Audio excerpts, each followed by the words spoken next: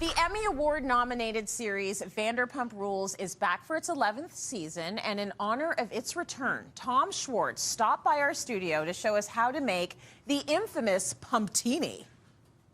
Hi, I'm Tom Schwartz. We're here at Cityline, and today we are going to make an iconic drink, the Pumptini. Before we get started, let me tell you what we need, okay? First of all, the good stuff. We need a little vodka, okay? We need fresh lime juice. It makes all the difference in the world. A little grapefruit juice. We got simple syrup. Easy on the simple syrup. Sweet drinks are out. Okay, we got limes, raspberries. We're gonna muddle those. Oh my God, I'm a bartender. I still got it. Take 3 raspberries. We're gonna take 3/4 of an ounce simple syrup. I'm gonna eyeball it. I bartended long enough to eyeball it. He's bartending here? Oh my God. Get your work in. I'm a little rusty. And this is your muddler. This one is actually a little short. I'm gonna scrape my knuckles, but yeah. It's not so bad actually. Muddling's not that bad.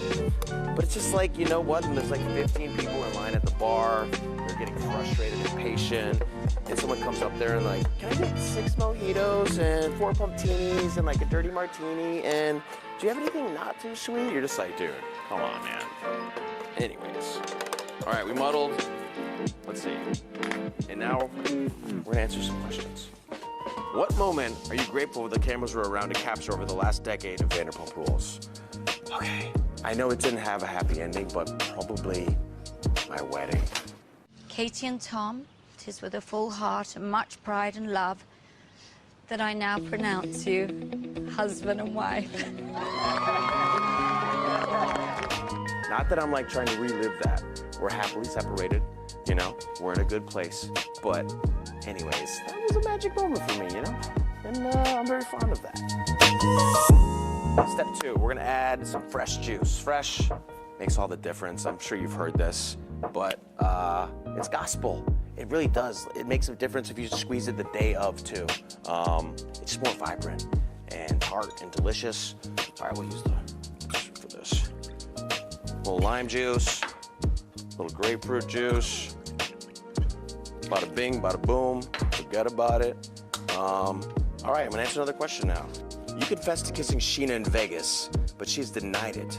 Does what happened in Vegas stay in Vegas? If you're on reality TV, no, it doesn't. It does not stay in Vegas.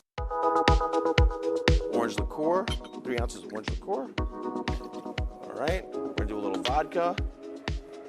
Shout out to Crazy Monkey. 10 times distilled and delicious.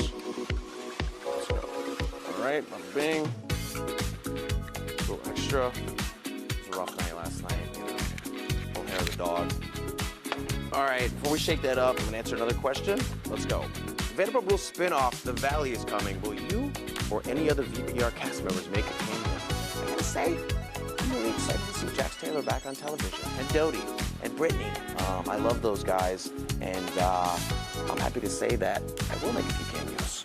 So stay tuned for that. It's gonna be it's gonna be a doozy. All right, we're gonna shake it up.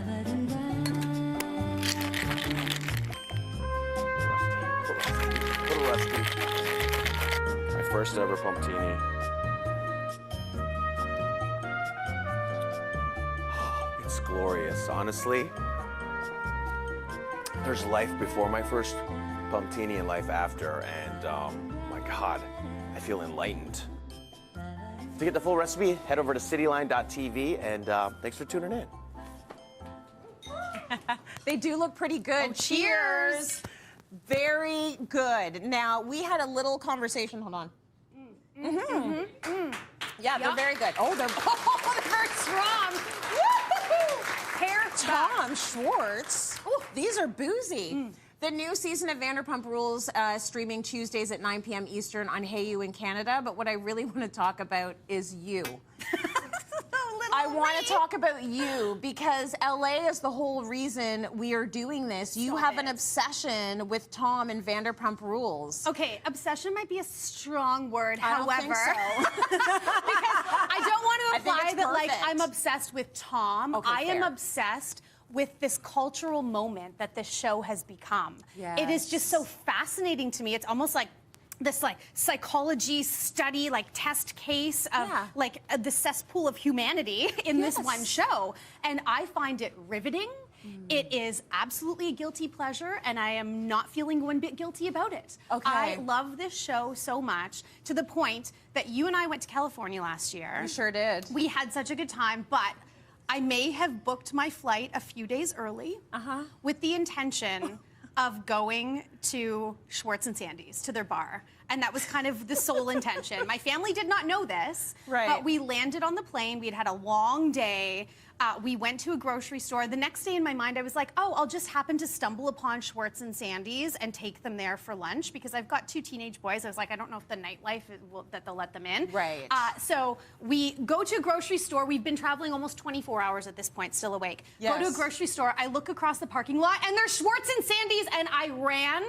And they let the boys in. We had a strawberry Schwartz cake. We waited because Schwartz was supposed to be coming by, and my husband fell asleep on my shoulder, so we had to leave. Oh my gosh! I was in reality TV heaven. I love this.